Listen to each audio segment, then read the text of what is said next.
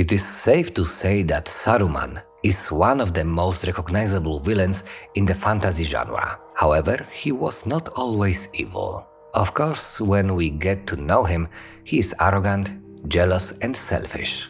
But these are traits that we all have. The thing is not to submit to them. So when did Saruman give up reason for madness?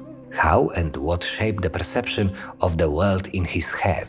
Let's dig into his story and find answers to these questions.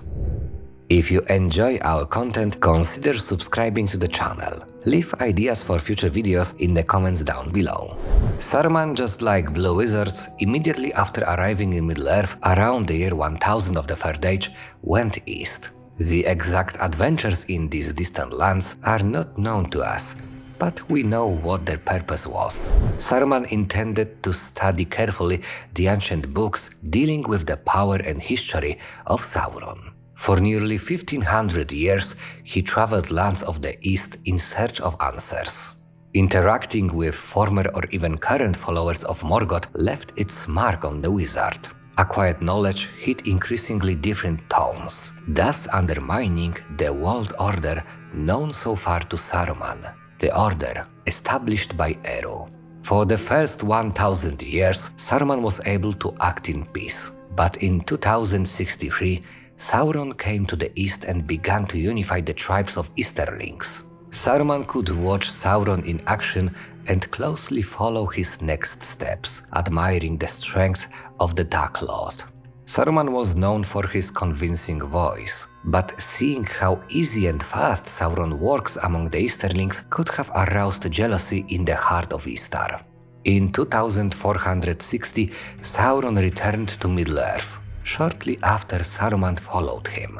He stayed for years in Minas Tirith, where he again immersed himself in reading. This time he was interested in all the books dealing with rings of power. He knew that Sauron had settled in Dol Guldur for a reason.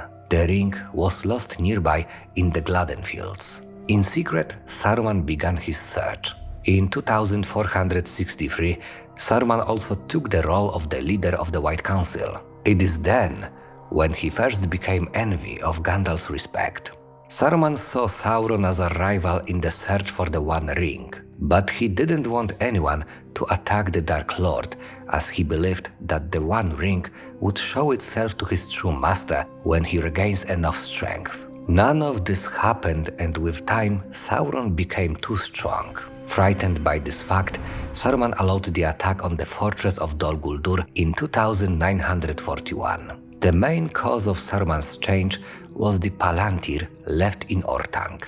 The wizard has used the Seeing Stone since 2759, and it all went well until 2951. After Sauron's return to Mordor, the negative influence of the Palantir greatly increased. Servants of Sauron took over a Palantir located in Minas Morgul, which allowed Sauron to communicate freely with Saruman. Why would Saruman want to contact his rival? From a strategic point of view, Sauron has grown so strong that Saruman sees no chance of stopping him. And one way not to be defeated is to go to the side of the enemy. However, in order to fully understand this relationship, we must go back to the basics of Tolkien world. Both Sauron and Curumo once served Valar Aule, responsible among other things for formation of lands. The entities associated with the creation process are much easier to corrupt in Tolkien's legendarium. Although the creation process is rewarding, it also has its dark sides. Ambition, superiority, pride and jealousy. Even Aule himself once let himself be carried away with ambition by creating dwarves in secret from Ilúvatar. Sauron was once in a similar situation as Saruman. He knew perfectly how to control Saruman's mind. In later years, Saruman, just like the blacksmiths of Eregion thousands of years earlier, created his own ring of power. However, he didn't stop dreaming of acquiring the One Ring. The alliance with Sauron gave him some peace, where if he lost the pursuit of the ring, he would at least become his vassal. According to the books, around the year 3000 of the Third Age, Saruman completely turned to the side of evil. Over the years, Saruman continued to hide his true intentions from the world.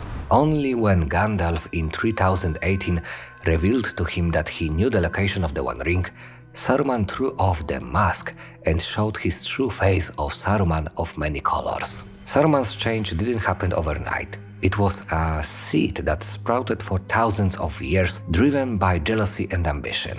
The envy of Gandalf and his respect from the elves and the people, and the envy of Sauron and his power. Both Isengard and the Ring of Power forged by Saruman were merely imitations of the strength of the Dark Lord.